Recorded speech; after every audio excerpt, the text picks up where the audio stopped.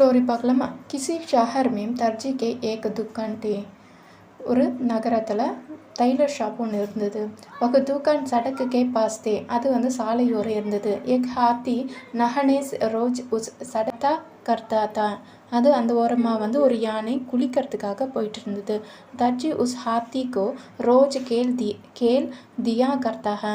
Daily அந்த யானைக்கு दर्जी அதாவது டைலர் வந்து ஒரு பழம் கொடுப்பாரு, வாழைப்பழம் கொடுப்பாரு. हाथी भी रोज केले के लिए वहाँ आकर अपनी चूंट पड़ाता था. டெய்லி அது மாதிரி கொடுக்கறதுனால அந்த வழியாக வரும்போது அதோட தும்பிக்கையை நீட்டி அந்த பழத்தை வாங்கிக்கும். एक दिन हाथी ने हमेशा की तरह केल के लिए अपने चूंट बढ़ाई. எப்பயும் போல் யானை அதோட தும்பிக்கையை நீட்டி பழத்தை கேட்டது. दर्जी के पास केला नहीं था. அன்றைக்கி அவர்கிட்ட பழம் இல்லை. इसलिए उसने एक सुई चूंट में छुपा दी. அதனால் ஒரு ஊசியை வச்சு அவர் வந்து குத்திட்டாரு. दर्जी के यह व्यवहार हाथी को अच्छा नहीं लगा. டைலரோட இந்த செயல் வந்து யானைக்கு கொஞ்சம் கூட பிடிக்கல. ஆனாலும் சைலண்ட்டாக போயிடுச்சு. फिर भी हाथी चुपचाप नहाने चला गया.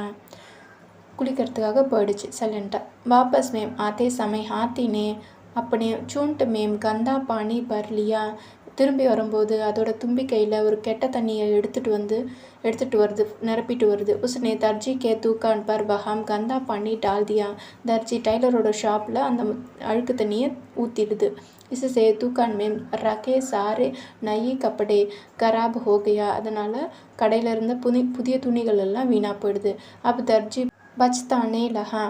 அப்போ தான் வந்து டைலர் வந்து உணர்றாரு, வருத்தப்பட்டார். மாரல் சொல்கிறாங்க, சீக் हंसी मजाक भी सीमा होनी चाहिए. சிரிப்புக்கும் நகைச்சுவைக்கும் ஒரு எல்லை இருக்க வேண்டும் அப்படின்னு சொல்கிறாங்க. ஓகேவா? தேங்க்யூ.